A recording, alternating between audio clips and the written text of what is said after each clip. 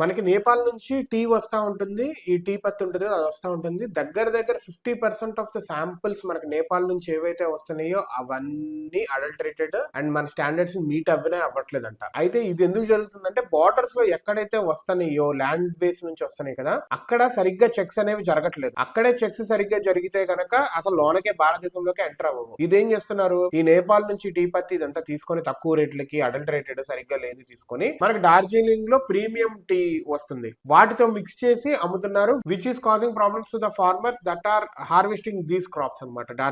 డార్జిలింగ్ అనేది premium tea అనమాట మనకి భారతదేశంలో. దాంతో కలిపేసి వీళ్ళు తక్కువగా అమ్మేసుకుంటున్నారు. అండ్ మిగతా వాళ్ళు ఉంటారు కదా కంపెనీస్ కొన్ని, అవి ఇలా చేస్తున్నాయి. మనకి ఏ రూట్స్ నుంచి అయితే వస్తున్నాయో అక్కడ చాలా స్ట్రాంగ్ చెక్స్ ఉండాలి. అండ్ వీళ్ళు తక్కువ రేట్లకి ఇలాగ అమ్మేసుకుంటా మధ్యలో లంచాలు తినుకుంటా ఇట్లా జరుగుతుంది. ఫైనల్ గా టీ ఇండస్ట్రీ ఇంపాక్ట్ అవుతుంది. అండ్ స్ట్రాంగ్ ఎన్ఫోర్స్మెంట్ లేకపోతే గనక అట్ ద ఎండ్ మన వాళ్ళే నష్టపోతారు. దగ్గర దగ్గర 16 మిలియన్ కేజీస్ మనం నేపాల్ నుంచి ఎవ్రీ ఇయర్ ఇంపోర్ట్ చేసుకుంటున్నాము. సో మన దేశం వాళ్ళు నేపాల్ నుంచనే కాదు ఏ దేశం నుంచైనా తక్కువ రేటుకు వస్తున్నా ఒకవేళ భారతదేశంలోకి ఏదైనా అడుగు పెడుతుంది అంటే స్ట్రాంగ్ ఎన్ఫోర్స్మెంట్ చెక్స్ ఉండాలి. అదే విధంగా క్వాలిటీ ప్రొడక్ట్స్ దేశంలోకి రావాలి. అట్ ద ఎండ్ మన దేశం వాళ్ళు దాన్ని కన్స్యూమ్ చేసేది.